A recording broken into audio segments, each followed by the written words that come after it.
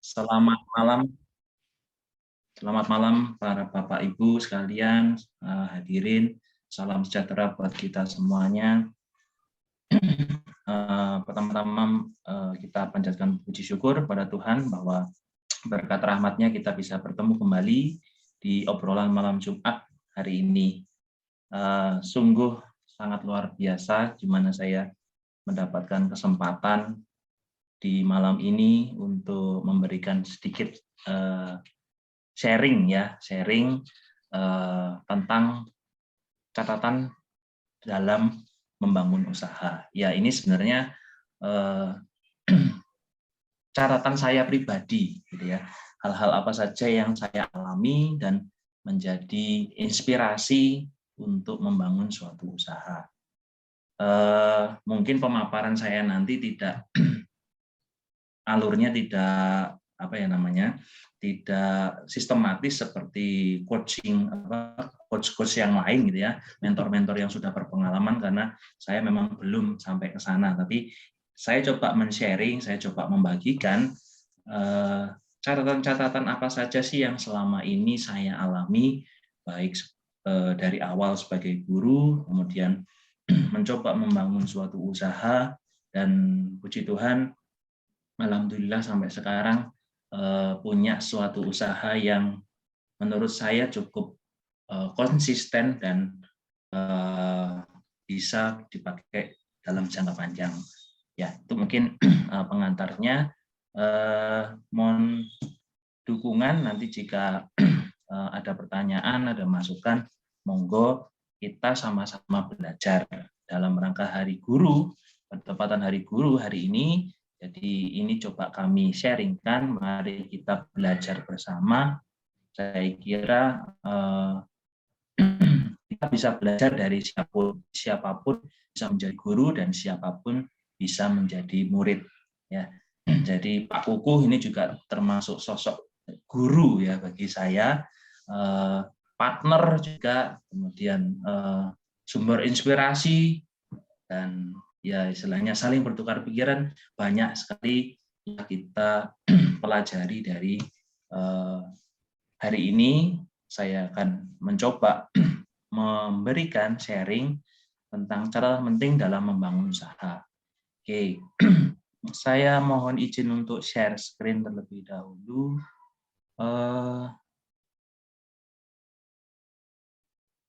Pak Pram, mohon izin, ini saya belum bisa untuk share screen. Saya disable ini. Oke, ya, sudah. Baik, terima kasih Pak. Pak. Baik, perkenalkan, nama saya adalah Dwi Anugrah Adi. Nama panjang saya Dwi Anugrah Adi.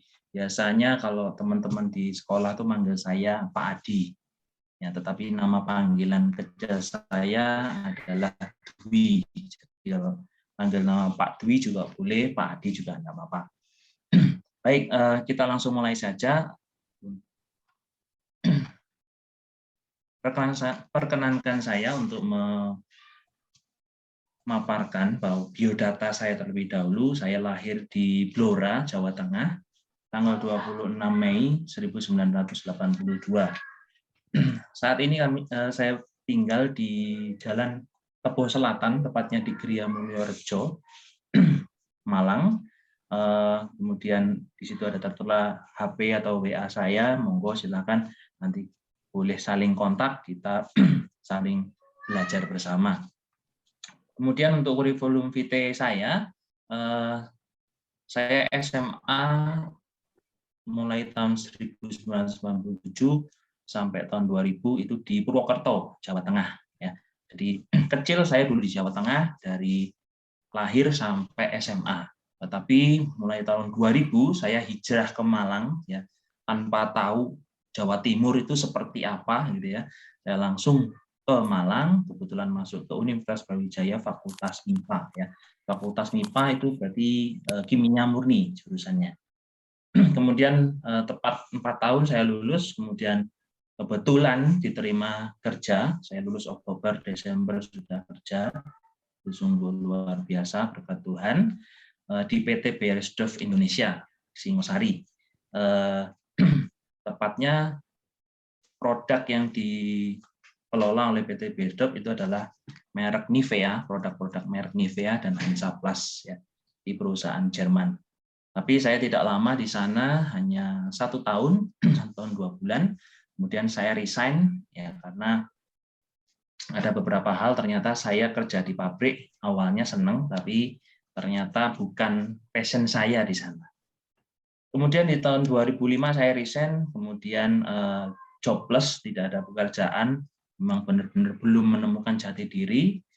Kemudian karena nganggur dan jobless, kemudian mencoba untuk memberikan les privat ya, les privat kepada anak-anak SMP, SD, SMA sambil kuliah lagi di Fakultas Ilmu Pendidikan untuk mengambil sertifikat mengajar atau waktu itu namanya akta mengajar ya, akta 4. Kemudian saya 1 tahun di Fakultas Ilmu Pendidikan dan bergabung dengan SMAK Santa Maria mulai tahun 2006 hingga sekarang.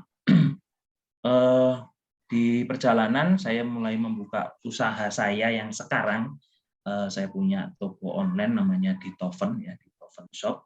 Itu mulai dari tahun 2011 sampai sekarang.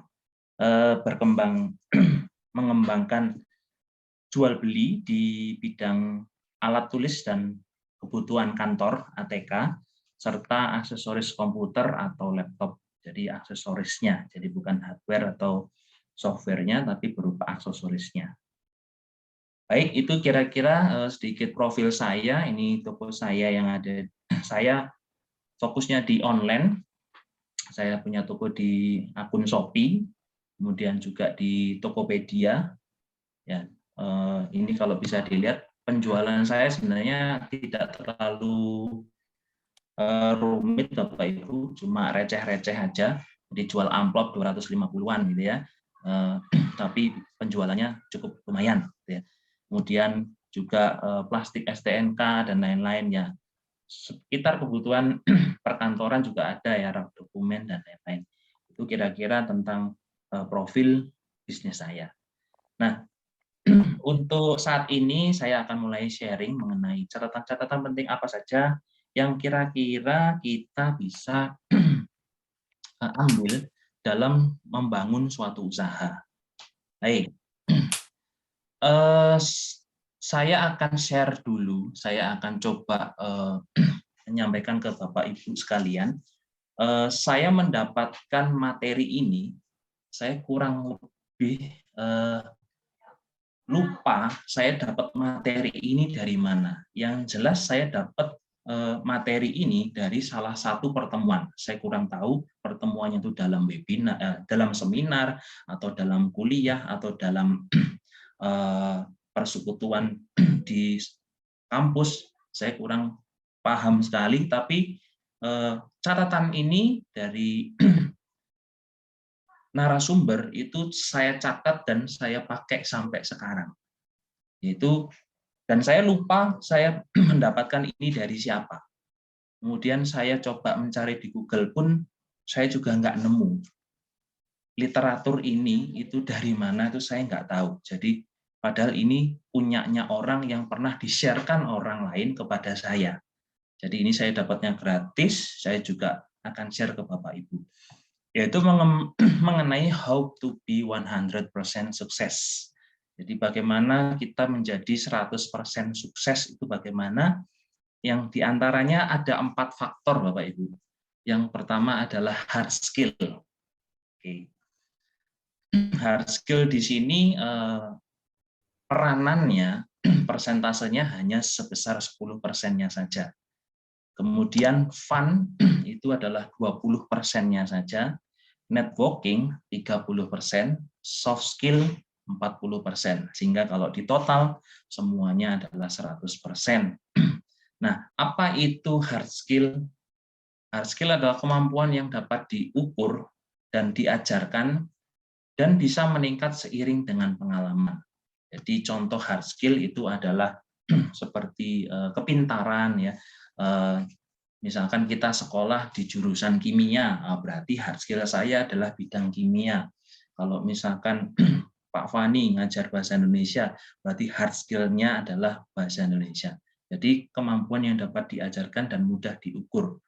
Nah, untuk kapasitas atau peranannya itu hanya 10% saja dalam menentukan kesuksesan, Bapak Ibu.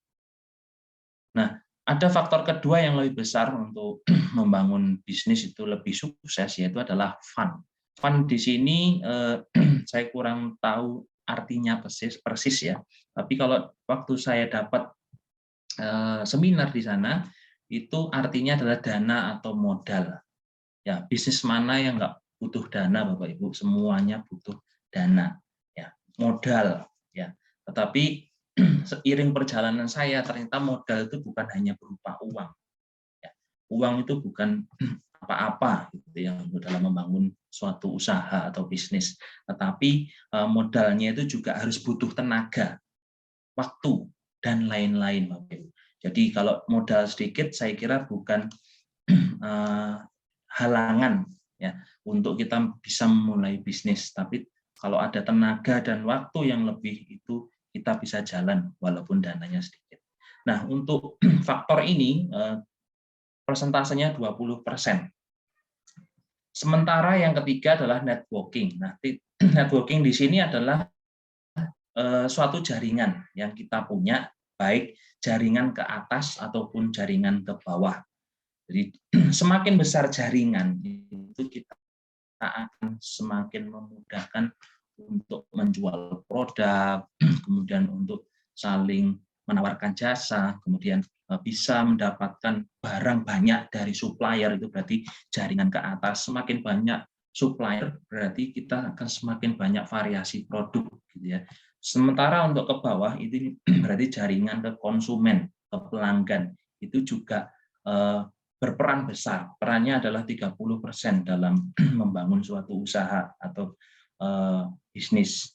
Kalau kita jaringan ke atas besar, jaringan ke bawah juga besar, itu arus barang dan arus distribusi barang yang dijual itu akan lancar. Itu 30%. Jadi kalau kita punya kepintaran hanya 10%, nggak terlalu pintar nggak apa-apa sebenarnya. Tapi network kita luas, itu akan lebih menentukan daripada hard skill. Kurang lebih seperti itu. Faktor yang keempat ini, faktor yang paling penting Bapak Ibu, yaitu adalah soft skill. Ya, soft skill ini bisa diartikan people skill. Jadi maksudnya adalah, ini saya coba cari di literatur, kemampuan interpersonal, jadi kemampuan pribadi masing-masing yang berdasarkan sifat dan sikap pribadi. Jadi soft skill ini adalah di mana kita bisa mengembangkan kemampuan untuk berbicara, berani bicara di depan, kemudian mampu mengelola suatu organisasi, itu adalah soft skill. Di mana soft skill ini tidak bisa diukur dan tidak bisa diajarkan, tetapi harus diasah sendiri berdasarkan kemampuan dan pengalaman dari orang tersebut. Tentu saja sifat dan sikap pribadi itu akan mengarahkan orang memiliki soft skill. Nah, kurang lebihnya seperti ini penjelasannya. Beda hard skill dan soft skill itu perbandingannya adalah antara IQ dan EQ. Kalau IQ itu bisa bicara, kemampuan bahasa, bisa bicara dengan lugas, dengan bahasa yang tepat, itu hard skill. Tetapi untuk soft skill-nya itu mampu berkomunikasi. Jadi kalau kemampuan bahasanya bagus, tapi kemampuan komunikasinya tidak bagus, yaitu juga nggak lengkap. Gitu ya. Kemudian gelar sarjana atau sertifikat, tadi sudah kita bahas bahwa saya sarjana kimia, berarti kemampuan saya untuk kimia, untuk mempelajari suatu reaksi atau bahan dan lain-lain, itu akan beda dengan hard skill orang lain. Tentu saja saya tidak akan paham tentang hard skill-nya orang lain, ya, orang lain yang punya bidang tertentu, misalkan dia punya kemampuan untuk di bidang hukum, ya saya nggak akan tahu karena saya bukan sarjana hukum, gitu ya. Oke, kemudian keterampilan menggunakan software komputer, kemudian program seperti Python, R, Java, dan lain-lain. Kemudian search engine operation, search engine optimization, kemudian Microsoft Tool, jadi bisa mengoptimalkan alat-alat yang ada di komputer dan lain-lain. Itu adalah kemampuan hard skill yang dimana bisa diukur, Bapak Ibu. Tetapi untuk soft skill sendiri itu saya kira tiap orang punya kemampuan yang berbeda-beda. Contohnya kerjasama. Ada orang yang hard skill-nya bagus tapi kadang susah diajak kerjasama. Kemudian kemampuan memecahkan masalah, ya, mampu berpikir dengan kritis, kemudian bisa beradaptasi. Kita seringkali menemukan gitu ya, ada banyak orang baru tapi sulit untuk cepat beradaptasi. Nah, itu saya kira soft skill itu juga penting ya. Kalau kita memiliki soft skill mampu beradaptasi, maka kita akan mudah sekali bisa masuk ke manapun gitu ya. Oke. Kemudian kreativitas, kolaborasi, dan organisasi itu banyak sekali bermanfaat, dan saya kira ke depan itu orang suatu perusahaan itu lebih mementingkan soft skill daripada hard skill. Nah, di sini pentingnya soft skill ternyata dalam kesuksesan di tempat kerja itu persentasenya lebih besar 85%. Sementara hard skill itu sebenarnya hanya terpakai 15% saja. Baik, itu yang saya sharingkan. Yang catatan berikutnya adalah ini yang pertama, untuk membangun suatu usaha, catatan penting yang pertama adalah kalau kita ingin membangun usaha, ya mulai dulu. Ya, jadi kita harus mulai.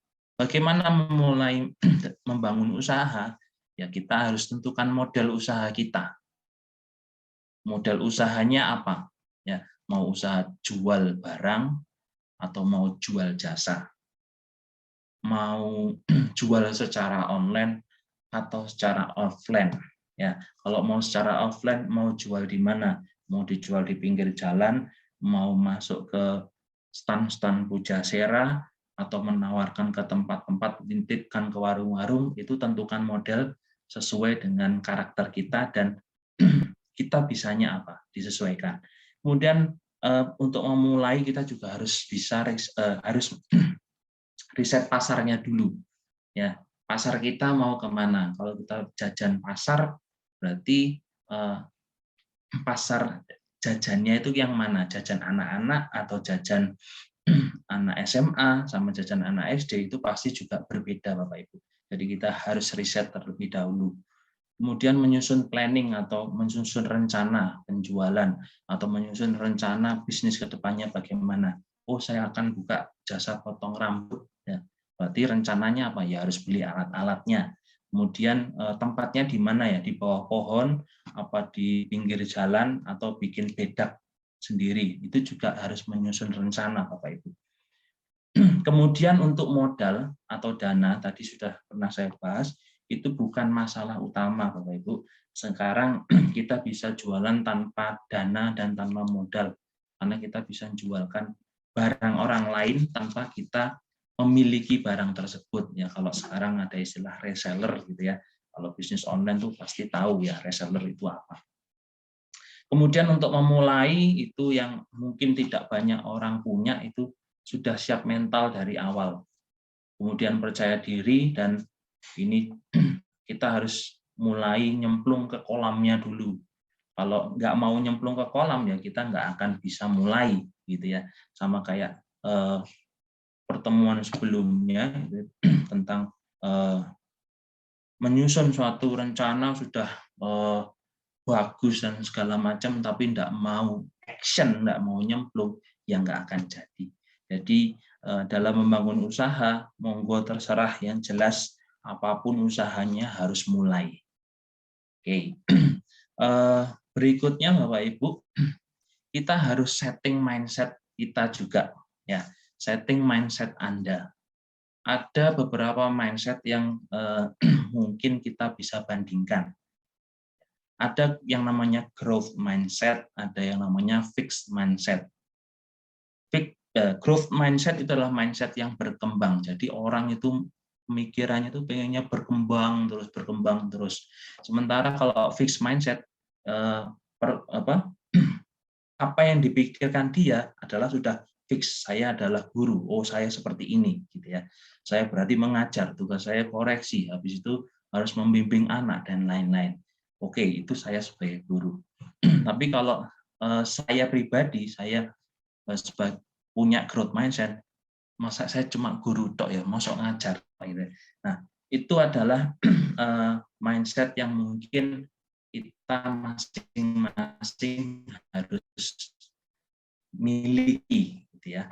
Nah, tetapi untuk growth mindset dan fixed mindset ini sebenarnya dua hal yang bertentangan. Di mana mindset yang berkembang itu biasanya lebih bebas, Bapak Ibu. Jadi mau berkembang kemana saja bebas, ya.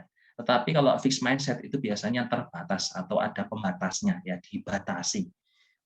Kalau jadi guru berarti nggak boleh diri. Nah, kalau jadi guru berarti nggak boleh jualan. Masa jadi guru jualan? Masa guru jadi Gojek, gitu ya? Nah, itu kadang kita bertentangan di sana. Artinya adalah bertahan menghadapi kegagalan. Jadi kalau menghadapi kegagalan itu dia pasti akan bertahan. Tetapi kalau orang fixed mindset itu biasanya avoid challenge, itu berarti menghindari tantangan. Jadi nggak mau, istilahnya sudah takut untuk gagal duluan. Tapi kalau orang growth mindset, gagal, bertahan, bangkit lagi. Kemudian effort is required to build new skills. Ya, ini adalah usaha dibutuhkan untuk membangun atau untuk menumbuhkan skill yang baru. Itu adalah orang yang growth mindset. Kemudian menemukan inspirasi pada kesuksesan orang lain. Ini orang yang berkembang. Kemudian embrace challenge, artinya dia pasti mau ya menerima tantangan. Itu orang yang growth mindset itu karakternya seperti itu. Menerima kritikan, ya. Desire to learn itu berarti mempunyai keinginan untuk belajar. Itu terbuka sekali. Oh, aku ingin belajar untuk jualan. Oh, aku ingin belajar bagaimana meresepkan sebuah barang supaya bisa tak jual. Masak bakso itu ya apa caranya supaya rasanya beda dengan punyanya orang lain. Itu berarti punya keinginan untuk terus belajar. Kemudian pasti membangun kemampuan-kemampuan yang baru. Sementara orang yang fixed mindset itu biasanya treat by others success. Jadi kalau ada orang lain sukses, itu malah dia merasa terancam. Ya. Kemudian di sini ada desire to look smart. Mereka punya keinginan untuk terlihat pintar, ya. Jadi mereka pengen terlihat pintar. Kemudian effort is fruitless. Jadi menurut mereka usaha itu, yang namanya usaha itu tidak akan membuahkan hasil. Kalau kita udah kerja di suatu tempat, ya wis gajinya itu, gitu. Mau usaha apa lagi, nggak akan menghasilkan yang lebih itu. Usaha sampingan ya wis dapatnya ya sampingan, gitu ya. Nah itu orang yang fixed mindset itu pasti pemikirannya ke sana. Kemudian ada masukan itu biasanya mengabaikan, terus ngapain sih harus repot-repot, nah, kesel, enak buru, leren, gitu ya. Nah, itu biasanya mengabaikan feedback, ya. Kemudian kemampuannya itu fix, jadi tetap, ya, tidak berkembang. Tapi kalau orang growth mindset itu akan mengembangkan kemampuannya. Kemudian orang yang fixed mindset sama growth mindset ini juga banyak perbedaan, ya. Di sini ada I like to try new things, ya. Berarti orang yang growth mindset itu pasti ada hal baru, itu senang sekali dan ingin belajar terus. Tetapi kalau orang yang fixed mindset itu I stick to what I know. Berarti pokoknya saya berpegang apa yang saya tahu. Kalau I'm either good at it or not. Intinya kalau saya bisa ya saya mau, kalau saya enggak ya nggak usah, gitu ya. Tetapi kalau orang growth mindset, I can learn to do anything I want. Saya akan belajar apapun yang saya mau, gitu ya. Bukan oh aku nggak iso kok, ya wes, itu orang yang fixed mindset. Saya nggak bisa kok, ya sudah. Tapi kalau saya bisa ya oke, gitu ya. Tapi kalau saya nggak bisa ya nggak bisa, gitu ya. Itu orang fixed mindset. Tapi kalau orang growth mindset biasanya lebih terbuka. Ya, oke. Saya lanjutkan. Jadi growth mindset itu penting untuk kita supaya mengembangkan usaha itu kita tidak boleh istilahnya tidak boleh mudah menyerah ya. Jadi failure is an opportunity to grow. Jadi kegagalan itu adalah sebenarnya kesempatan untuk lebih berkembang lagi. Tapi kalau orang fixed mindset, failure is the limit of my abilities. Kalau saya gagal, berarti batas saya di sana, berarti saya nggak bisa berkembang. Jadi sangat bertolak belakang orang growth mindset dan fixed mindset. Kemarin saya ketemu sama Pak Agus juga berdiskusi dengan ini, orang growth mindset ketemu fixed mindset itu pasti nggak akan nyambung. Ini pikirannya berkembang, yang fixed mindset itu pemikirannya yes ngene ae wis, tapi yang satunya ingin berkembang ya. Harus berkembang, tapi enggak gini aja ya. Itu fixed mindset. Jadi ketemu pasti nggak cocok ya.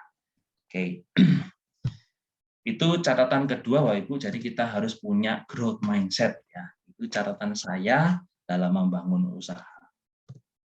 Kemudian saya sharingkan catatan saya yang ketiga dalam mengasah konsistensi itu akan mengasah kita dalam segala hal Bapak Ibu. Jadi kalau kita konsisten itu pasti kita akan makin banyak problem. Percaya Bapak Ibu, dalam suatu usaha itu pasti masalahnya akan semakin banyak ya. Makin banyak tekanan, jelas. Semakin kita berkembang itu tekanannya kanan, kiri, atas, bawah itu pasti ada. Bahkan dari faktor internal itu ada tekanan sendiri. Dari eksternal apalagi gitu ya. Itu kita pasti harus konsisten. Kemudian makin banyak pekerjaan yang harus dilakukan, jelas sekali. Kalau dalam membangun usaha itu pasti akan semakin banyak yang harus dikerjakan. Kalau sudah laku, selanjutnya apa? Selanjutnya nambah pegawai. Setelah nambah pegawai, aku harus punya pembukuan. Pembukuan harus punya sistem. Setelah punya sistem, aku harus punya alat ini A, B, C, D, E. Aku harus pasang CCTV dan lain sebagainya. Itu akan makin banyak pekerjaan, Bapak Ibu. Itu juga saya alami sekarang. Jadi semakin konsisten kita akan semakin mengasah ya apa yang kita punya. Kemudian dan jangan lupa pasti akan makin banyak godaan Bapak Ibu. Semakin banyak yang kita dapatkan, godaannya juga semakin banyak. Kemudian makin merasa kurang waktu. Jadi waktu itu menjadi sangat terbatas. Nggak ada waktu yang namanya bisa santai-santai kalau kita itu mempunyai usaha Bapak Ibu. Jadi saya sendiri di sini sebagai guru, saya punya wirausaha juga, itu harus membagi pemikiran, harus membagi waktu sedemikian rupa. Kadang pasti ada yang terlewat di satu sisi, yang satu sisi juga banyak juga yang terlewat. Akhirnya merasa kurang waktu ini, saya kurang waktu. Ya. Tetapi sebenarnya semakin kita bekerja keras, gitu ya, itu kita akan semakin mendapat keberuntungan, Bapak Ibu. Ya. Ini the harder you work, the luckier you get. Jadi jangan khawatir.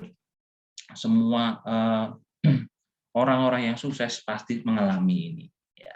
Oke. Baik. Berikutnya tentukan target, Bapak Ibu. Kalau kita sudah mulai, tadi yang nomor satu adalah mulai. Kemudian kita pemikirannya sudah berkembang, usaha saya harus berkembang. Kemudian yang ketiga tadi adalah kita harus konsisten. Yang keempat catatan saya adalah kita tentukan target. Ya, tentukan target itu maksudnya bagaimana? Ada penentuan target tiap tahap kita membangun usaha.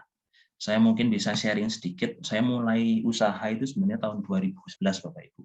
2011 itu saya dengan modal yang tidak banyak sebenarnya, cuma modal 600.000. Tapi di situ saya punya target, oke, 600.000 ini saya akan coba putar. Kira-kira dalam 1 bulan, dalam 1 tahun itu berapa. Sampai bulan kedua, itu ternyata 600 itu berjalan, 600.000 modal saya itu berjalan, dan ternyata untuk memenuhi eh, permintaan dari konsumen itu 600.000 ini kurang, sehingga saya harus nambah modal lagi. Oke, saya tambah 600.000 dari gaji saya, tapi saya nggak mau ambil untung dalam waktu 2 tahun. Jadi modal saya adalah pertama kali 1.200.000 dan saya punya target dalam 2 tahun saya tidak ambil untung sepeser pun dari usaha saya. Jadi saya punya dompet sendiri, pokoknya 1.200.000 ini harus bertambah, barang saya harus bertambah banyak. Karena waktu itu saya terbatas modal sebenarnya. Nah, itu mungkin contoh dari ada penentuan target tiap tahap. Begitu tahap itu tercapai, ya, setelah 2 tahun saya menentukan, saya juga punya pembeban kecil gitu ya lewat Microsoft Excel. Oh, ternyata dalam 1 bulan saya bisa menghasilkan uang sekian. Yang dulu modalnya 1.200.000, sekarang modalnya jadi sekian. Ya, itu dalam 2 tahun saya bilang, wah ini capaian luar biasa. Oke, berarti target saya dari awal dari tahun 2011, saya sudah menentukan targetnya 2013 saya jadi apa. Ini lanjut atau tidak. Nah, ini bisa dikatakan seperti checkpoint ya, titik poin berharga yang harus dilewati. Kalau saya membayangkan seperti kita ada game ya, main game balap itu biasanya ada checkpoint 1, kemudian checkpoint 2. Artinya setelah mencapai checkpoint itu kita tidak boleh mundur lagi. Setelah mencapai checkpoint tersebut, tahapnya harus berkembang lagi, Bapak Ibu. Nah, sehingga sedikit saya coba bercerita, di tahun 2013 akhirnya saya menentukan bahwa oke, fix, berarti usaha saya ini akan lanjut ya dengan kriteria seperti ini. Nah, mulai dari tahun 2013 saya mulai menyisihkan keuntungan saya untuk mengambil sedikit hasil keuntungan untuk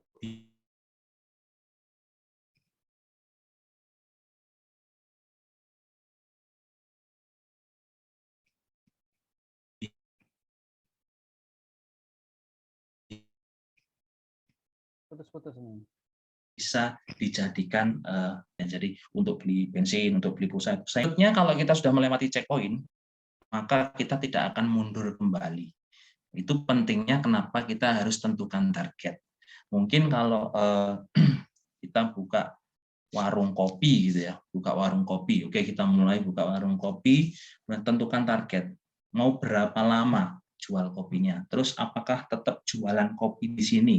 Apakah harus pindah tempat? Misalkan ngontrak gitu ya, ngontrak dalam waktu 2 tahun. Setelah 2 tahun berarti kan sudah selesai kontraknya. Nah, itu targetnya harus apa? Apakah perpanjang kontrak, kemudian apakah harus pindah ke tempat yang lain? Nah, itu targetnya harus kita tentukan, Bapak Ibu.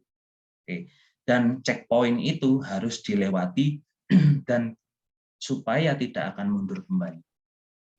Oke, itu nomor 4 catatan dari saya. Oke.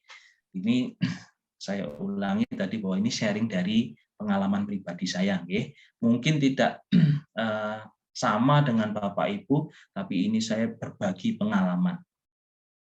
Yang kelima, nah ini yang dari sesi OMJ minggu lalu ya, cukup menjadi tamparan saya kira ya, dalam kita membangun usaha itu biasanya hambatan paling besar tuh di sini, yaitu berani ambil resiko. Ya. Apa itu berani mengambil resiko? Ini saya coba browsing di internet, ternyata berani mengambil resiko adalah salah satu kunci dalam memulai usaha, Bapak Ibu. Salah satu kunci ya, jadi bukan satu-satunya. Karena dalam komponen ini mengandung banyak sekali item yang mengikutinya, yaitu berani rugi, berani mengambil keputusan, berani mengambil masalah, berani menahan diri untuk tidak menggunakan uang perusahaan untuk bersenang, serta berani untuk ini yang paling tidak enak atau yang paling belakang. Ya, ini saya ambil dari searching dari Google dan ini merupakan hasil salah satu berita di BINUS ya ini. Nah, dalam mengambil resiko kadang kita punya apa ya namanya keraguan-raguan. Iya apa enggak ya. Kok kayak ngene, engko kayak iya kayak ora gitu ya. Ragu-ragu. Nah, itu hambatan paling besar sebenarnya di sana ya. Tetapi kita harus berani untuk ambil risiko tersebut. Ini ada saya ambilkan catatan dari quote salah satu saya juga ambil dari internet. Dia yang tidak cukup berani untuk mengambil risiko tidak akan mencapai apa-apa dalam kehidupan. Ya, jadi sebenarnya kalau kita nggak mengambil risiko, ya udah kita nggak akan dapat apa-apa. Tapi kalau berani ambil risiko, ya tadi berani rugi, berani mengambil keputusan, juga berani menghadapi masalah, itu semua harus diambil. Ya, oke. Nah, bagaimana supaya resiko itu menjadi tidak menjadi tidak masalah ya, tidak menjadi hambatan. Ya kita harus memanajemen resiko kita. Ya, caranya bagaimana? Ya resiko itu kita harus nilai. Oh resikonya kecil, oh resikonya gede. Kalau jual beli resikonya gede apa kecil ya? Kalau di dunia jasa enak ya, nggak keluar modal, jadi tukang pijet, pokoknya dapat duit gitu ya. Dari tukang potong rambut masih ada modalnya, ya harus beli alat-alatnya dan lain-lain. Kalau jual beli barang berarti harus ada modal. Nah itu harus dinilai manajemen risikonya bagaimana. Kemudian mengurangi resiko, ya mengurangi resiko itu juga penting. Bagaimana cara mengurangi resiko? Kalau nggak mau keluar modal ya sementara nggak usah jual banyak-banyak, nyetok sedikit aja dulu sambil lihat pasarnya. Oh ternyata ada yang laku, nyetok satu, habis ambil satu lagi. Nanti lama-kelamaan pasti secara konsisten itu kita akan bisa menilai, oh produk ini ternyata tidak berisiko, berani nyetok banyak.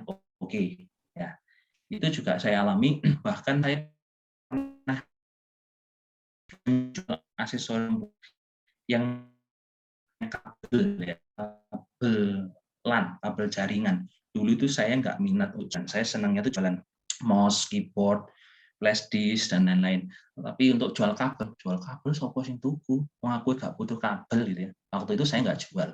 Tapi begitu ada permintaan, coba ini dari Pak Bibit juga, ini salah satu pelanggan konsumen saya.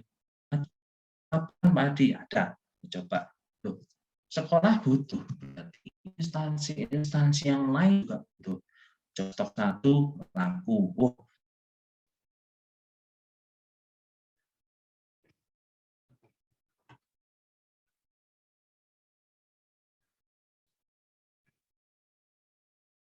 nah, daring ya, dengan sistem daring itu semua perangkat komputer, hardware dan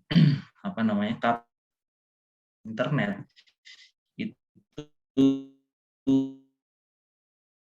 wah luar biasa permintaannya. Bahkan sampai awal tahun ajaran baru ya kemarin itu di sekitar bulan Juli, Agustus, September itu bahkan laptop itu sampai inden untuk yang harga 5 juta, 6 juta waktu itu kosong, semuanya kosong. Yang ada di atas laptop itu kisaran kemampuan orang rata-rata sekitar 5 atau 6 juta. Tuh, waktu itu kosong dan saya mencarikan beberapa teman di sekolah itu juga mengalami kesulitan.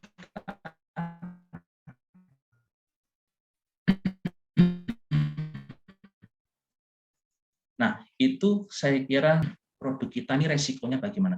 Kalau memang kita rasa beresiko, ya dikurangi. Jangan banyak-banyak. Kalau tidak beresiko, ya harus berani. Kalau nggak ada resiko, kenapa nggak berani? Gitu ya. Oke. Jadi harus dikurangi, kemudian kontrol juga. Kemudian transfer. Nah, transfer ini maksudnya mengalihkan resiko. Mengalihkan resiko ini yang saya UPS ya, jual UPS juga. Tapi untuk satu unit UPS itu harganya sekitar 500.000, atau bahkan 1 juta ke atas.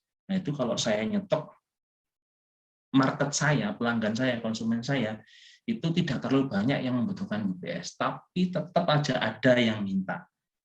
Kalau saya stok, ternyata, waduh, lama nggak laku-laku ya UPS nih. Dah, akhirnya, begitu laku, dah saya nggak mau untuk jualan lagi. Jadi saya akan mengalihkan resikonya ke yang lain. Bagaimana? Ya, pokoknya di tempat supplier saya, UPS itu pasti ada. Ya saya transfer resikonya ke sana. Kalau ternyata ada orang pesen, baru saya ambilkan. Nah, ternyata kalau kita ada orang pesen, ternyata di supplier kosong, ya sudah, berarti itu bukan rezeki kita. Tapi kita kan tidak menerima resikonya, Bapak Ibu. Nah, itu maka kita mentransfer resikonya ke orang lain atau istilahnya mengalihkan resiko. Nah, itu mungkin untuk mengatasi resiko ini juga tiap bisnis, tiap tipe usaha itu beda-beda. Ya, oke. Saya jadi hanya mencarikan apa yang saya alami. Kemudian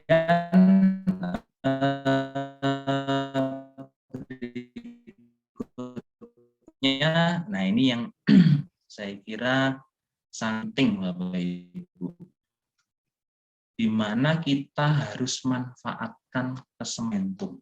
Ini saya pribadi tidak akan terlupakan sepanjang usaha saya, Bapak Ibu. Foto saya ini adalah tahun 2018, kalau nggak salah itu bulan Agustus, di mana saya ditelepon oleh Pak Poniman, namanya Pak Poniman itu yang di sebelah paling kiri. Itu saya ditelepon, dengan Pak Dwi Anugrah Adi, betul, ini Bapak yang jual lakban Daimaru di Tokopedia ya, waktu itu tahun 2018 saya sudah jualan lakban ya, lakbannya Daimaru. Tapi waktu itu saya kulaannya di pasar besar, Bapak Ibu. Jadi saya kulaannya di pasar, tapi saya jual di online. Masih laku gitu ya. Karena sebenarnya lakban itu saya pakai pribadi untuk packing. Tapi kalau saya packing, banyak toko online lain berarti juga butuh. Ya udah saya jual aja sekalian. Dan ternyata laku, walaupun untungnya sedikit, pokoknya jalan. Gitu ya.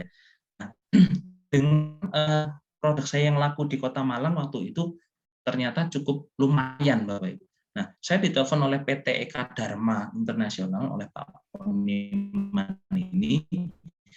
Saya diajak untuk catering, Bapak Ibu, catering di hotel. Hotel di belakangnya MOG, Matos ya, di belakangnya Matos itu namanya MX Mall ya dulu, itu belakangnya namanya hotel apa saya lupa. Kemudian saya datang.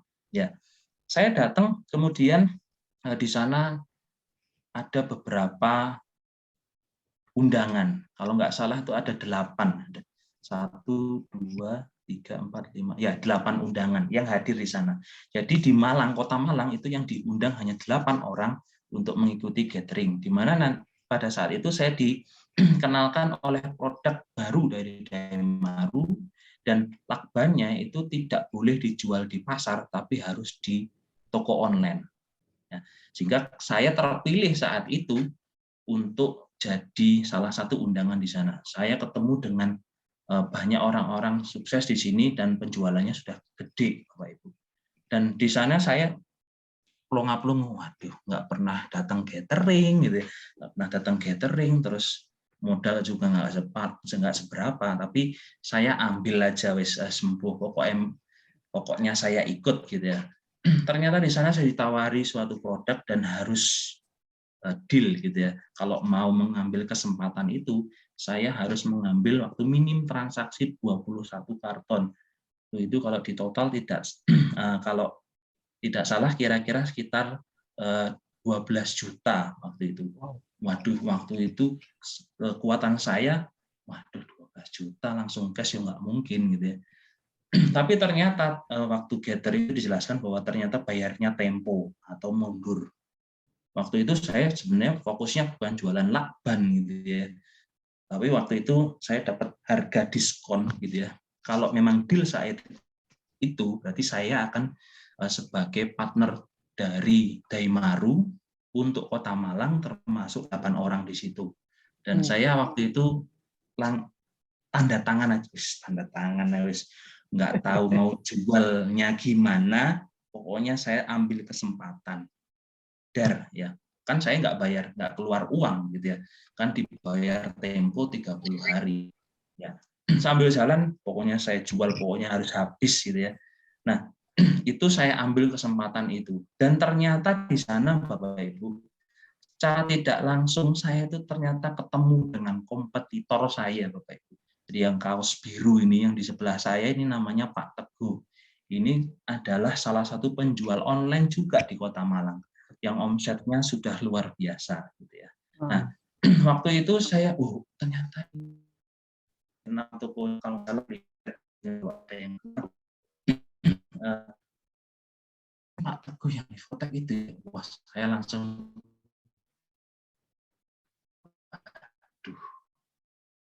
penjualan saya bukan apa, dan dia sudah orang yang menurut saya harus saya dari bagaimana strateginya untuk jual.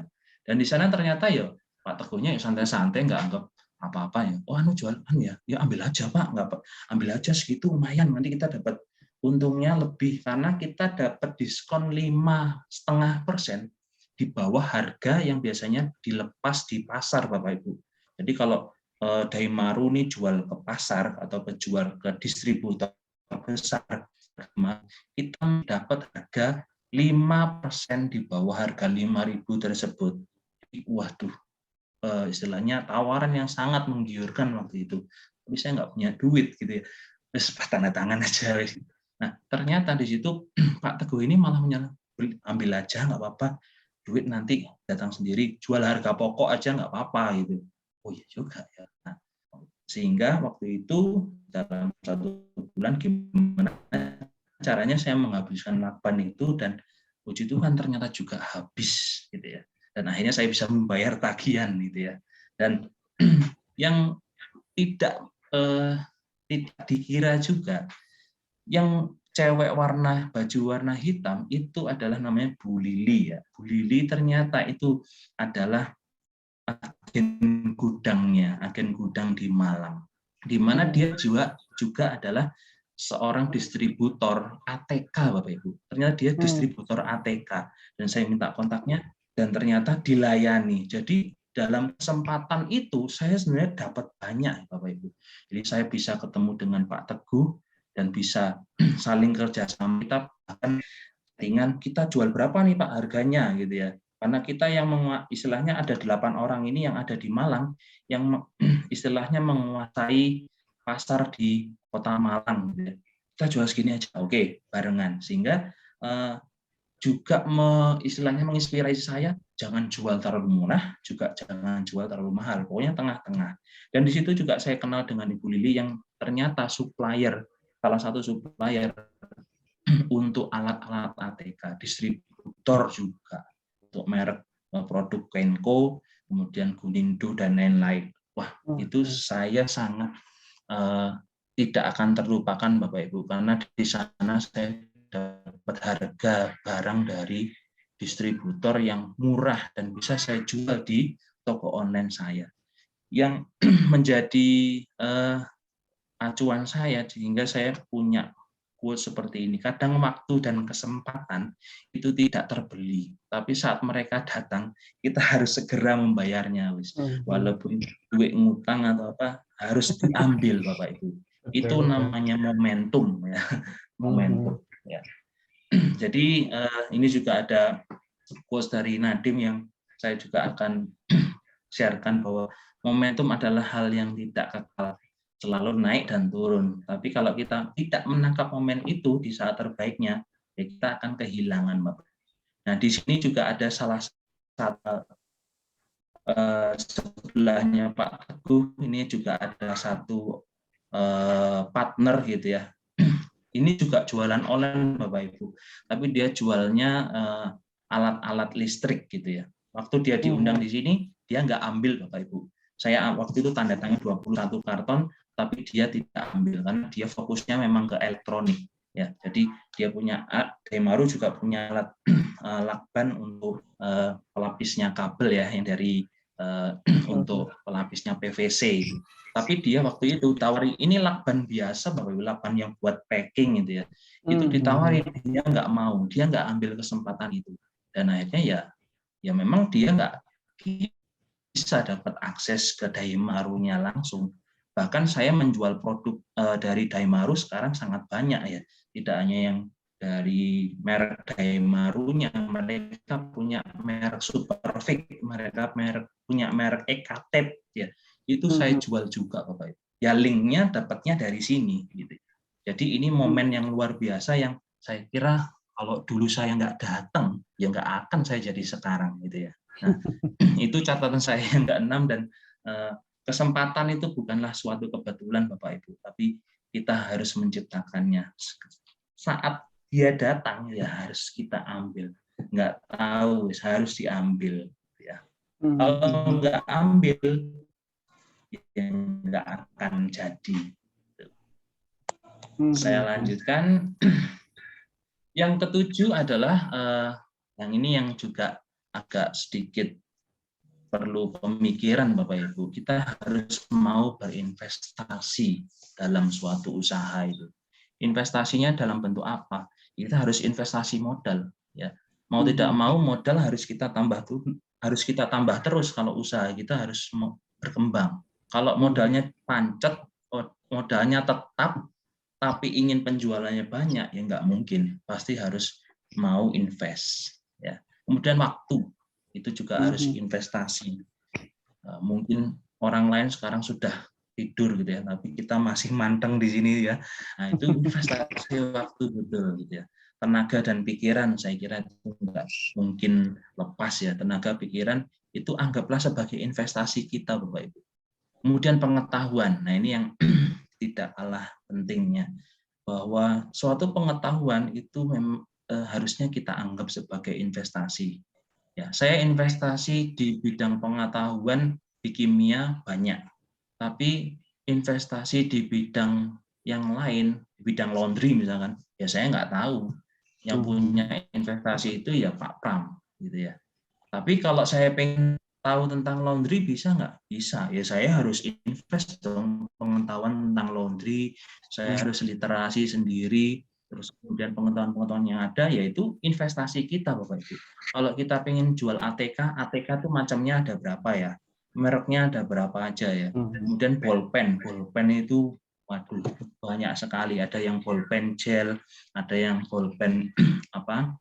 Retract, ada yang pen stand, pen yang berdiri, waduh itu banyak sekali. Dan tipenya tidak cuma 1, 2, 3, 10, ratusan Bapak Ibu. Saja bisa ratusan tipe. Itu hanya untuk bolpen. Nah, belum merek yang lain, belum alat-alat yang lain, buku ada buku tulis, ada buku apa namanya? Buku gambar, kemudian ada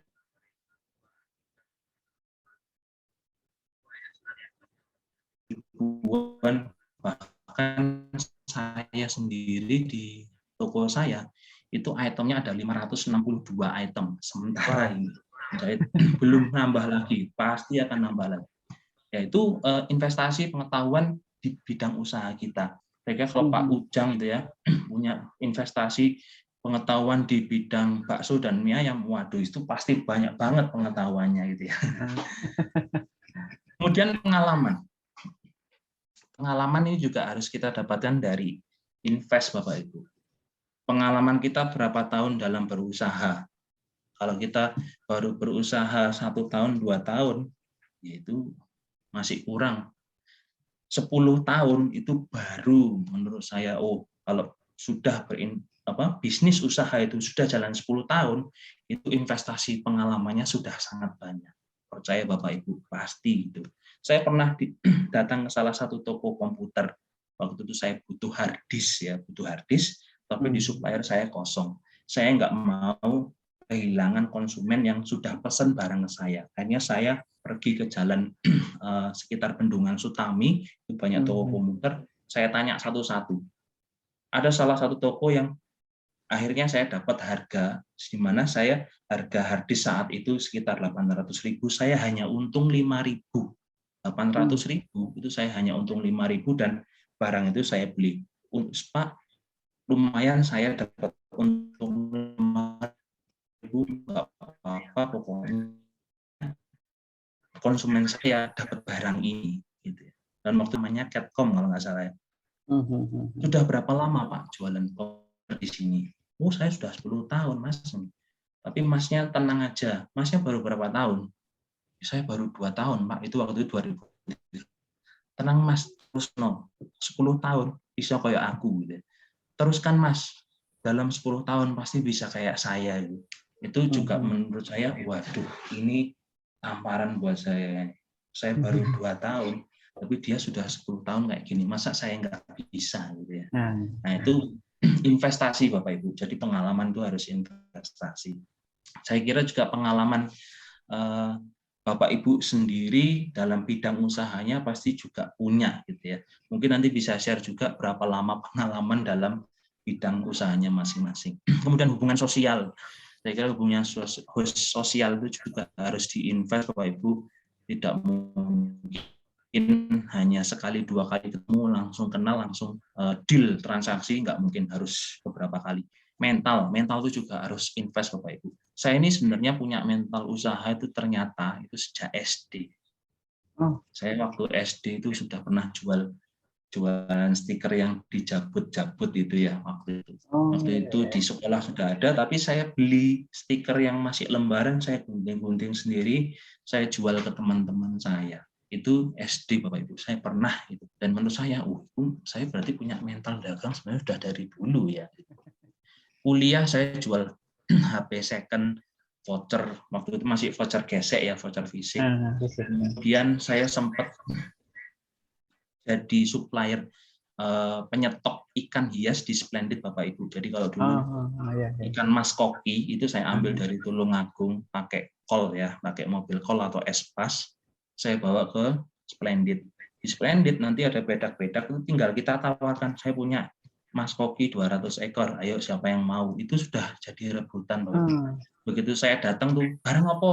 Nah, punya barang apa? Itu sudah, ayo siapa mau antri. Jadi sudah antrian dulu, sudah antri untuk menunggu saya Bapak Ibu. Pernah punya pengalaman mental seperti itu. Dan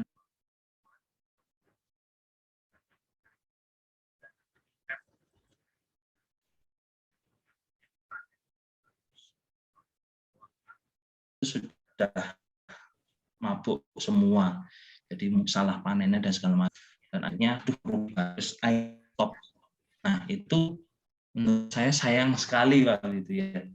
Kalau terus ya, jadi mental itu pengaruh Bapak Ibu. Ya indah. Dan harus investasi. Kemudian asuransi itu juga penting Bapak. Kita harus punya asuransi.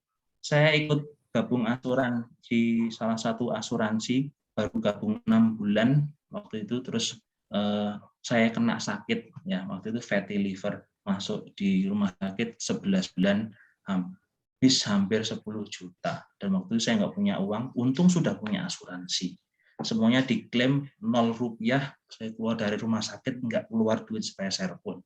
Itu juga kalau mau investasi ya, penting juga asuransi. Kemudian untuk dana masa depan, nah ini juga harus kita punya, bisa masing-masing, bisa reksadana, saham, apapun. Nah, ini catatan saya yang ke-8 Bapak Ibu. Orang itu tidak akan melihat jerih payah kita. Orang tidak akan melihat jerih payah Anda waktu Anda sudah sukses. Orang lihatnya hanya, waduh sudah sukses ya, enak ya. Tapi sebenarnya di bawahnya, untuk mencapai kesuksesan itu kita sudah pernah mengalami kegagalan. Kita sudah mengorbankan waktu, tenaga, pikiran, dan lain-lain. Kita sudah banyak dikecewakan oleh pelanggan, dikecewakan oleh konsumen, dikecewakan oleh supplier, itu orang nggak tahu. Kita kemudian disiplin. Ya, saya bangun subuh itu, orang adzan saya sudah bangun Bapak Ibu.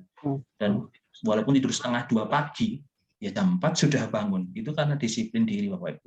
Itu yang kadang orang nggak akan tahu. Kerja keras kita, dedikasi kita, tujuan kita itu apa, orang nggak akan tahu. Tapi mereka hanya melihat, waduh sudah sukses ini ya. Tapi saya ini juga merasa belum sukses sih. Masih banyak di atas saya yang dewa-dewa itu masih banyak gitu ya. Jadi nggak perlu sombong diri ya, kita mampu dengan capaian kita seperti ini ya, kita ya mensyukuri, istilahnya ya, siapa yang tidak membanggakan kalau tidak kita sendiri gitu ya. Saya bangga saya bisa mencapai capaian sampai sejauh ini gitu ya. Kemudian Mohon maaf Pak Dwi, bisa 5 menit lagi. Oke, baik. Ya. Bahkan yang tidak istilahnya orang terdekat kita sendiri itu kadang tidak mengakui ya jerih payah kita. Hanya Anda saja yang bisa mengapresiasi jerih payah Anda. Nah, kalau sudah seperti itu, mental Anda akan semakin kuat, punya kepercayaan diri juga yang tinggi. Nah, ini yang juga penting, bahwa itu butuh sabar. Sukses itu diraih, bukan didapatkan. Ini saya sharing waktu itu, saya posting di status Facebook, tapi waktu itu saya revisi. Ternyata hasil kuliah itu salah ya. Sukses itu harus diraih, didapatkan, Bapak Ibu.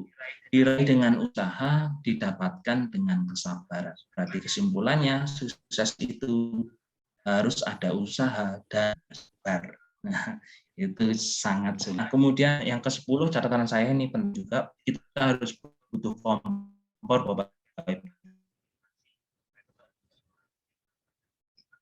Contohnya adalah seperti kita saat ini punya komunitas, kita bisa saling support di obrolan malam Jumat ini. Nah, supaya kita menghilangkan kekhawatiran, juga mendapat solusi, dan bisa dapat pendampingan dari mentor-mentor yang baik di sini.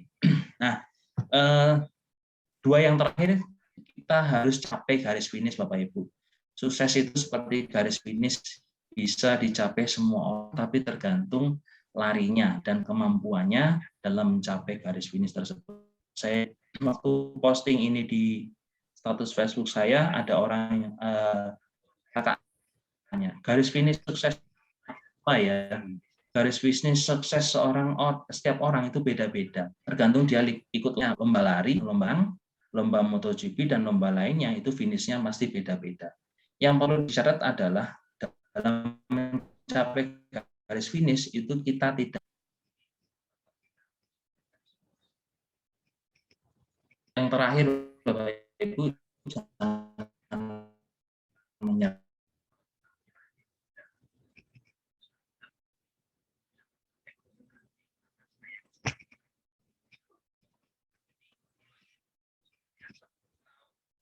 Investasi kita yang kemarin itu hilang, Bapak Ibu. Jadi kita kan hari berikutnya pasti akan cerah, Bapak Ibu. Masa depan yang cerah tidak pernah dijanjikan kepada siapapun, tapi kita yang mengejarnya. Hari ini kamu melakukan apa yang tidak dilakukan orang lain, maka besok kamu akan dapat melakukan hal yang tidak dapat dilakukan orang lain. Ya, saya kira itu Bapak Ibu catatan dari saya mengenai apa saja yang bisa kita catat dalam membangun usaha. Tidak semua yang saya sampaikan itu benar, Bapak Ibu, dan mungkin tidak juga sama seperti yang Bapak Ibu alami, hanya saja saya menyampaikan itu yang apa saja yang saya alami, dan itu yang bisa saya bagikan. Jangan ditelan mentah-mentah, itu semuanya hanya dari kacamata saya, Bapak Ibu. Terima kasih, saya kembalikan ke Pak Pram, salam sukses semuanya. Ya, salam terima sukses. kasih Pak Adi. Wah, ini catatannya sangat luar biasa ini. Sangat lengkap, wah sangat apa ya, urut gitu ya. Ini bisa menjadi bekal kita untuk lebih bersemangat lagi untuk berusaha. Jadi Bapak Ibu semuanya, webinar kali ini setelah pemaparan materi, kemudian dilanjutkan dengan tanya jawab, kemudian dilanjutkan lagi dengan sesi UMKM Expo, Zoom UMKM Expo. Jadi Bapak Ibu bisa mempromosikan bisnis Bapak Ibu dengan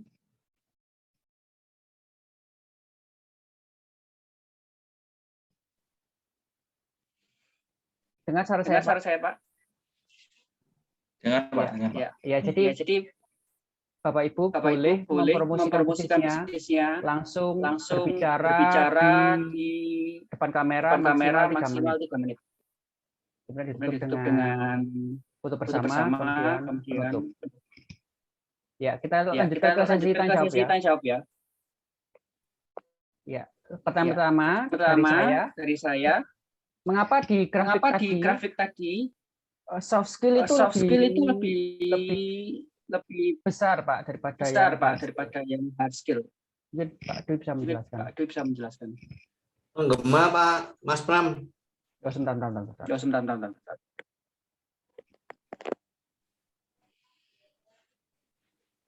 Ya, oke Pak. Terima kasih atas pertanyaannya Pak Pram. Kalau menurut saya, soft Ya. skill itu lebih Ya. penting daripada hard skill. Sebenarnya kalau hard skill itu seperti ilmu ya. Ilmu itu bisa kita pelajari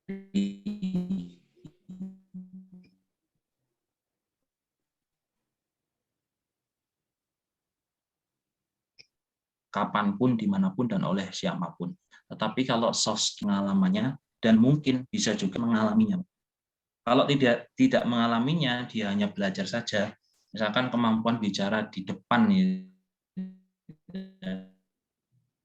berbicara, berkomunikasi dengan orang. Kalau dia tidak melakukan, saya kira nggak akan dapat soft skill itu. Tapi kalau hard skill kita belajar gitu ya, belajar bahasanya, tata kata bahasanya, kosakatanya seperti ini dan lain-lain, itu kita bisa belajar. Tapi kalau soft skill itu lebih ke prakteknya, sehingga menurut saya itu lebih dominan dalam menentukan keberhasilan kita dalam untuk membangun usaha. Begitu Pak Pram. Ya. Ini tadi Pak Kuku ada yang mau bertanyakan? nih. Ya, mengingatkan menggema tadi Pak. Oh iya. Ya, terima kasih Pak Dwi. Ya, terima kasih Pak Dwi. Oke Pak. Mungkin ada Bapak Ibu yang mau ditanyakan. Pak Fani, Bu Yuliana, Bu Anita. Terima kasih Mas Pram. Ya. Ya, memang Pak Adi ini salah satu rekan, tapi juga yang dulu mempengaruhi saya untuk saya juga dan juga mau berani memulai untuk berwirausaha ya. Jadi memang yang disampaikan Pak Adi tadi tepat, khususnya untuk para pengajar ya Mas Pram. Ya. Pak Adi, kita tahu sendiri bahwa misalkan di sekolah swasta itu terkadang waktu ya, terkendala waktu ya Pak Adi ya, untuk mengembangkan niatan menuju ke entrepreneur ini kan terkadang waktu sangat sangat tipis sekali dan kadang energia juga habis di sana. Nah, mumpung hari guru nih Mas Pram ya. Iya. Mumpung hari guru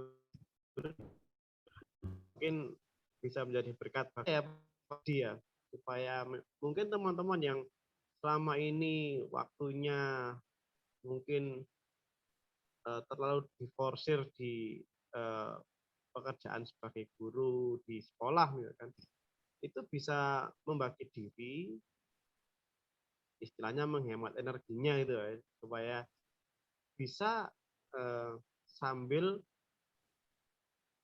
istilahnya berwirausaha, melaksanakan entrepreneur di lain sesuai dengan potensi dirinya. Mungkin itu Mas Pram. Terima kasih. Nah, ini sharing yang luar biasa nih dari pengalaman para guru yang mencoba untuk menambah keuangan dan juga bisa membagi waktu antara bisnis dengan pekerjaannya sehari-hari. Ini ada Bapak Ibu yang lain yang mau ditanyakan? Monggo silakan Pak Kuku. Ya, mungkin mengomentari Pak Pram dari pernyataan Pak Pram tadi ya. Kiat-kiat untuk kita bisa membagi waktu ya. Memang tadi sudah saya jelaskan bahwa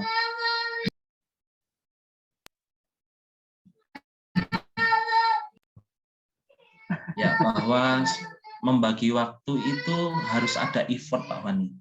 Jadi tadi saya sudah jelaskan bahwa effort is required ya. Jadi sebuah usaha itu dibutuhkan dalam kita mengembangkan suatu usaha atau mengembangkan diri. Jadi memang harus mengorbankan waktu ya, mengorbankan pikiran lebih jika kita memang ingin membagi dalam beberapa bidang gitu ya.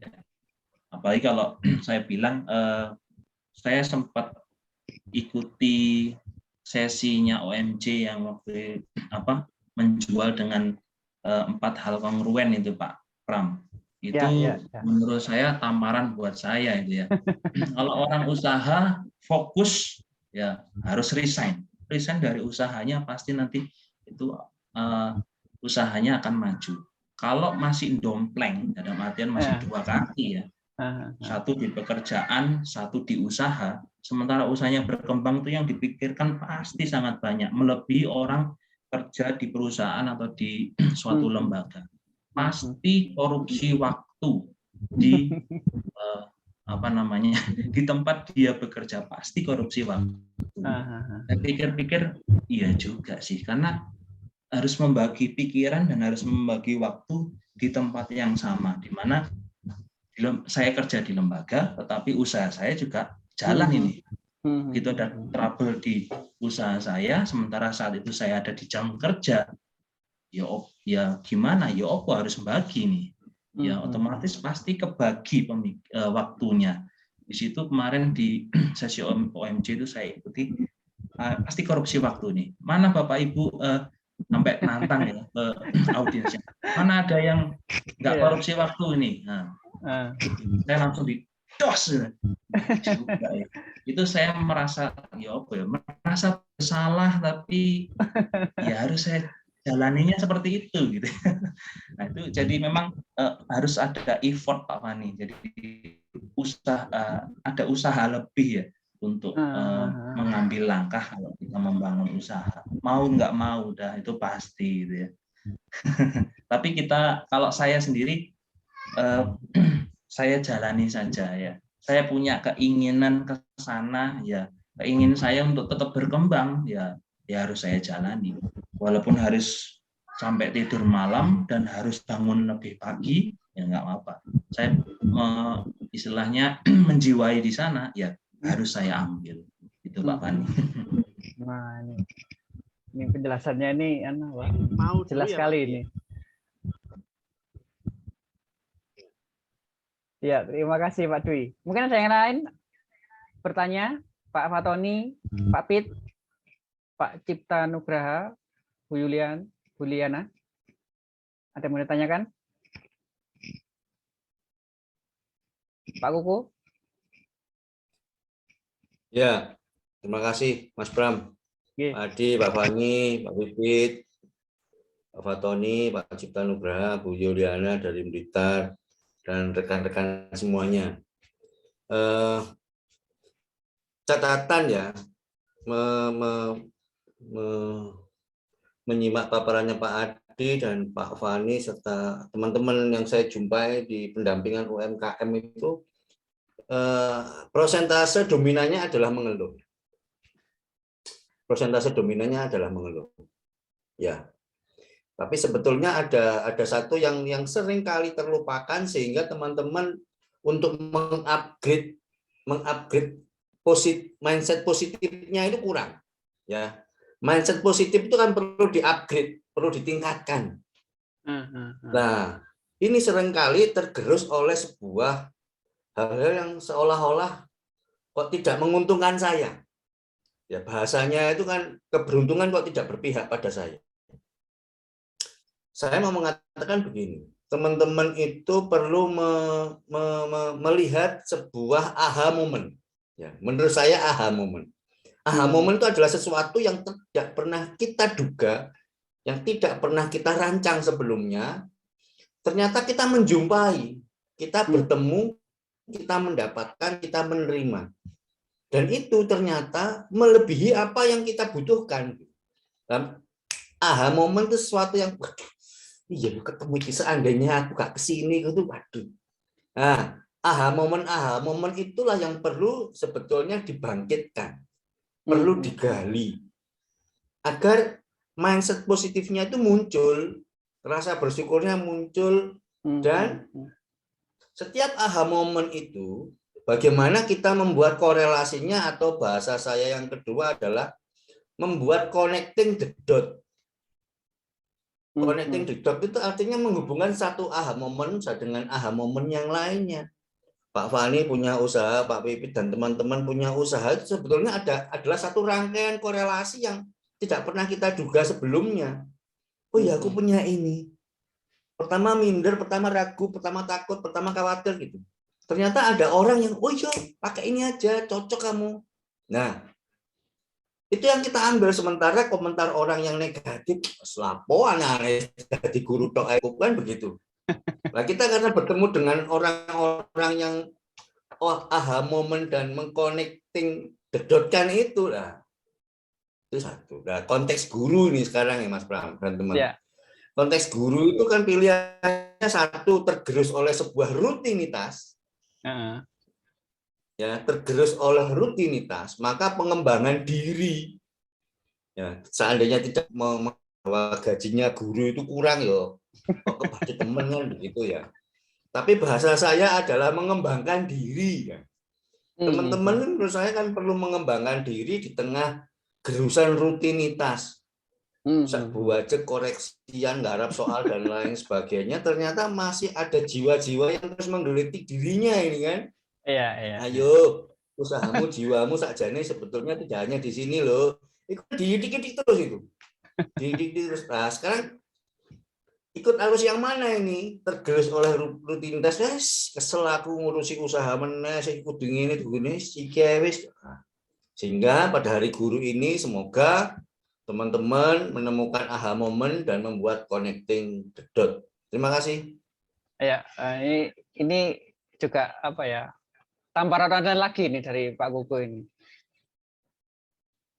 Jadi memang ya sama dengan saya dulu waktu jadi guru itu ya memang ada pilihan mau jadi pengusaha atau mau jadi guru. Ya jadi saya nekat aja. Nyemplung dulu baru mikir. Jangan dibalik. Akhirnya seperti ini.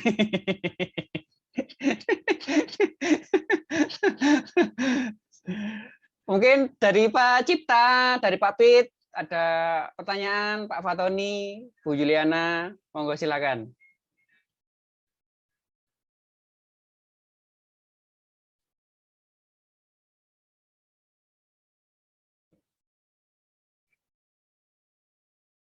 Sinyalnya ini apa? Putus-putus ini ya? Iya. Silakan yang lain, monggo Bapak Ibu. Silakan yang lain, monggo Bapak Ibu.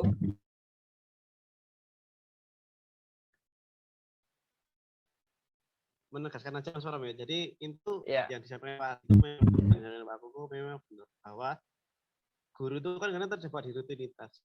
Jadi kemudian efeknya adalah energinya hanya untuk ngurusi yang ada di tempat kerja. Tetapi ketika kita sudah menemukan effort yang tepat, sesuatu itu akan dibukakan, potensi kita mulai muncul, kasih mulai muncul, ketemu dengan orang yang tepat. Jadi harapan kita bersama ini Mas Pram ya, dalam untuk membuka diri dalam mengembangkan potensi diri. Dalam mengembangkan potensi diri itu ada keuntungan-keuntungan yang akan didapat karena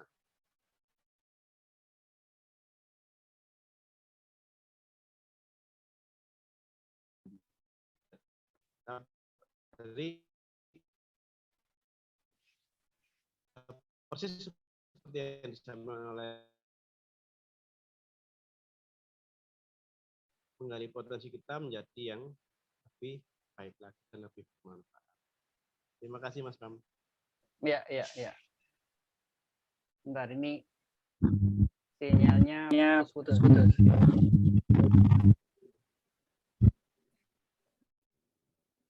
Oke. Ya, ini sudah jam 9.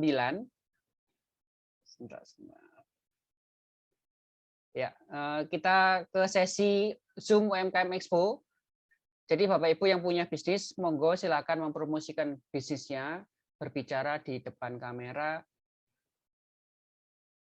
Durasinya 3 menit. Ya, monggo silakan, monggo. Langsung aja open kamera.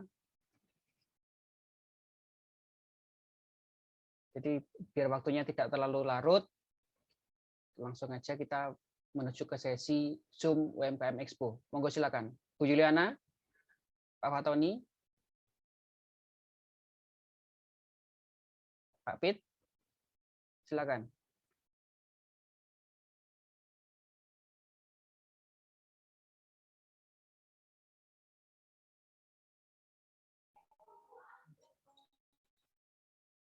Monggo silakan Pak Pit. Ya, cukup. Saya dan itu juga menyemangati kami ketika di dalam dunia pendidikan. Sebenarnya intinya sama, bahwa kita melahirkan tantangan-tantangan baru sebagai suatu ilmu yang harus dipelajari. Bahwa saya harus mendapatkan satu ungkapan bahwa kita stay foolish. Jadi kita itu selalu harus merasa menjadi lapar dan menjadi bodoh. Dengan dua hal itulah kita akan selalu berusaha untuk mendapatkan makanan dan mendapatkan ilmu. Itu aja Pak Pram, terima kasih. Iya, setuju sekali. Ini teringat seperti dulu pernah dilontarkan oleh pencipta Apple ya, Steve Jobs ya.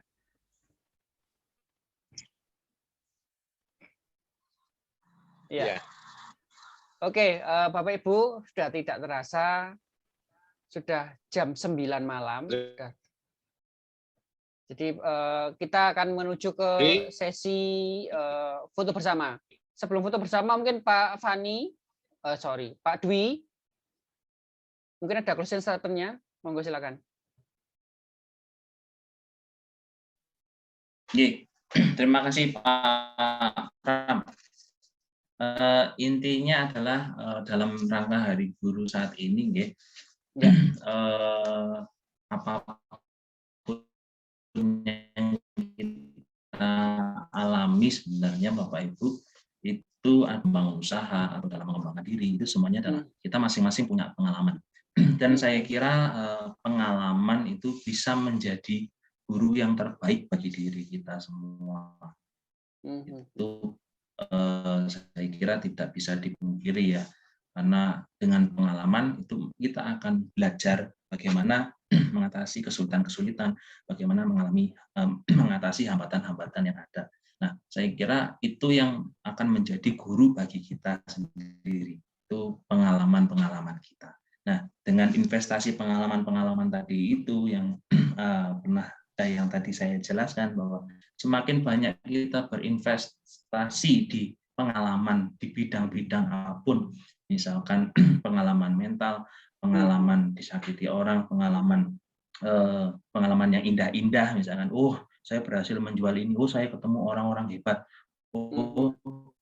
saya pernah terjerumus dan lain-lain, itu yang sebenarnya menjadi guru bagi kita dalam menjalani hidup ini. Itu aja Pak Pram. Wah, ini luar biasa ini. Jadi materi hari ini, kemudian kesimpulannya sangat luar biasa. Semoga ini dapat menjadi ilmu baru bagi kita, pembelajaran bagi kita untuk selalu berusaha dan tidak pernah putus asa, selalu bisa mengambil resiko dari pilihan-pilihan yang kita ambil. Sebelum saya tutup, mungkin Bapak Ibu bisa open kamera untuk kita foto bersama sebentar saja. Monggo Bapak Ibu. Kita foto bersama sebentar. Pak Fani. Kemudian Pak Fatoni, Bu Yana bisa open kamera. Sebentar aja kita foto bersama.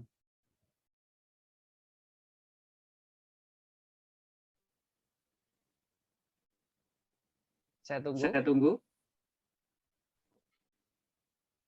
Pak Pit. Sebentar. Sebentar.